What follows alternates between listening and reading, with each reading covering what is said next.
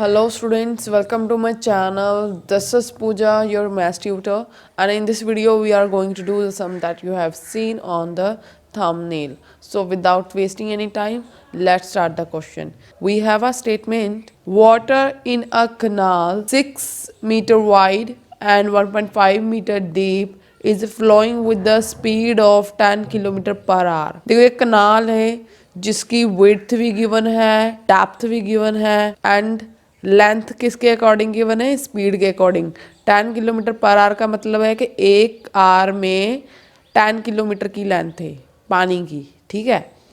How much area will it irrigate in 30 minutes. हमें find क्या करना है कि 30 मिनट्स में वो कितना एरिया इरीगेट करेगी if 8 centimetre of standing water is needed. अगर 8 सेंटीमीटर तक का पानी हमें स्टैंडिंग मतलब कि खड़ा चाहिए फील्ड में, एरिया में, ठीक है। तो लेट्स स्टार्ट।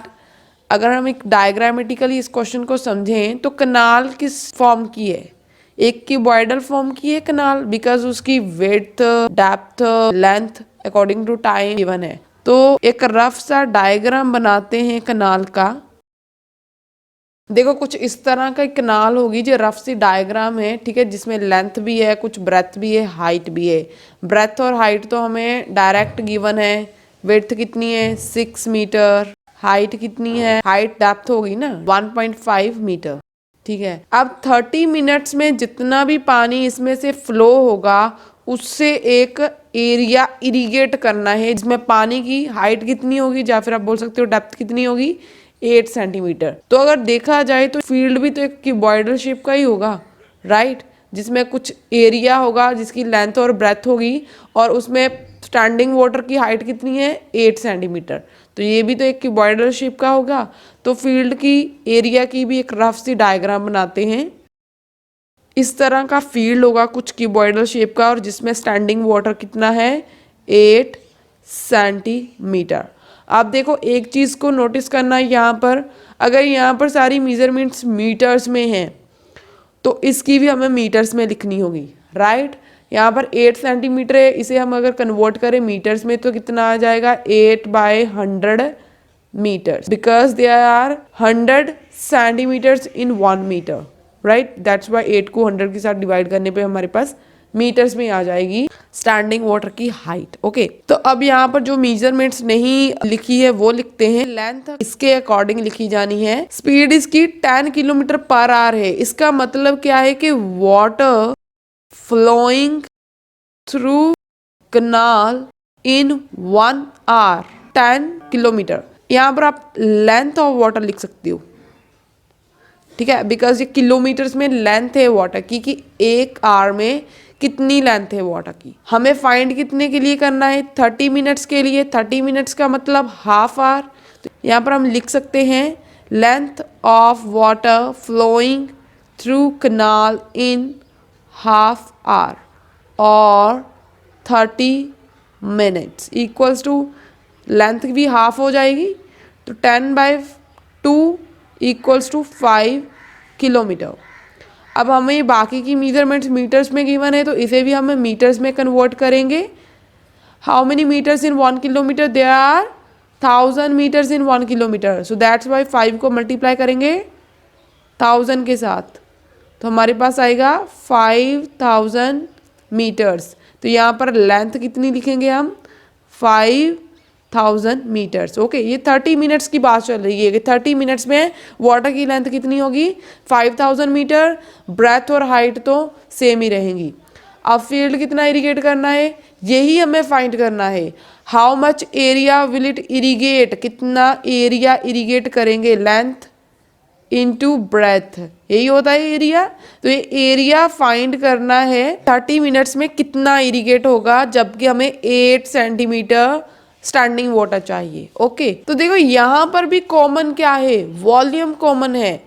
जितना पानी यहाँ से 30 मिनट्स में फ्लो होगा उतना ही पानी इस फील्ड में जाएगा इसे इरिगेट करने के लिए। तो वॉल्यूम सेम है तो यहाँ पर हम क्या लिख सकते हैं, volume of water flowing through this canal in 30 minute equals to यहाँ से 30 मिनट्स में जितना पानी फ्लो होगा उतना ही इस फील्ड में जाएगा to irrigate this field. Okay, तो यहाँ पर क्या लिखेंगे, volume of water used to irrigate this area. तब यहाँ पर फॉर्मूलाज अप्लाई करो। तो water flowing through canal in 30 minute, canal किस शेप की है, क्यूबॉइडल शेप की है, तो इसका वॉल्यूम क्या होता है, length into breadth into height equals to volume of water use to irrigate area. देखो कैसा वॉल्यूम इरिगेट कर रहा है पानी, क्यूबॉइडल शेप का, बिकॉज लेंथ ब्रेथ तो फील्ड की है ही, पानी की कुछ हाइट भी चाहिए, सो दैट्स वाई ये भी एक क्यूबॉइडल शेप का बन रहा है। यहाँ पर length into breadth into height. देखो आपको इसकी लेंथ ब्रेथ हाइट को किस लेटर से डिनोट करना है, इसकी लेंथ ब्रेथ हाइट को किस लेटर से डिनोट करना है, इट्स योर विश। ठीक है, आप कोई भी लेटर ले सकते हो। अब यहाँ पर हम वैल्यूज पुट करेंगे। लेंथ कितनी है 5000, ब्रेथ कितनी है 6, हाइट 1.5 है, इसे हम 15/10 लिखेंगे पॉइंट हटाकर। ठीक है, इक्वल्स टू ये लेंथ इनटू ब्रेथ एरिया है, एरिया होता है ना, length into breath is the area of rectangle, तो हमें ये रिक्वायर्ड एरिया ही तो फाइंड करना है। तो यहाँ पर L into B as it is लिख देंगे। हाइट कितनी गिवन है हमें स्टैंडिंग वाटर की, 8/100 मीटर्स में लेनी है हमें। ठीक है, अब ये तो हमें कैलकुलेट करना है। अब इसे उठाकर हम इस साइड ले आएंगे। यहाँ देखो 0 से 0 कैंसिल हो रहा है, हमारे पास बचा 500 इंटू 6 इंटू 15। अब ये 100 डिवाइड का है, इस साइड आकर मल्टीप्लाई का हो जाएगा, 8 मल्टीप्लाई का है, इस साइड आकर डिवाइड का हो जाएगा, equals to length into breadth. इसे हम लिख सकते हैं रिक्वायर्ड एरिया, जो कि हमें फाइंड करना है। अब यहाँ पे जो भी कट रहा है उसे कैंसिल कर देते हैं। 3 2 6, 4 2 8, 4 1 4, 25 4 100। तो हमारे पास रिक्वायर्ड एरिया आ रहा है 500 इंटू 3 इंटू 15 इंटू 25। अब इसको मल्टीप्लाई करने के बाद हमारा आंसर आ जाएगा। 500 को 3 से मल्टीप्लाई करेंगे तो 5 3 15, साथ में 2 जीरोस आ जाएंगी, 1500। एंड अब इसे इसके आंसर को मल्टीप्लाई करना होता है, इसे 15 के साथ करेंगे। अब जो भी आंसर आ रहा है उसे एट लास्ट 25 के साथ मल्टीप्लाई करेंगे। तो देखो मल्टीप्लाई करने के बाद हमारे पास एरिया आ रहा है 562,500 meter square, right. We can convert it in hectares by dividing it 10,000। इसे 10,000 के साथ डिवाइड करेंगे तो ये हेक्टेयर्स में कन्वर्ट हो जाएगा। 0 से 0 कैंसिल हो गई। अब पॉइंट को शिफ्ट कर देते हैं टुवर्ड्स द लेफ्ट। 5625, 2 छोड़ के पॉइंट लगेगा तो यहाँ पर hectares. So this is required area.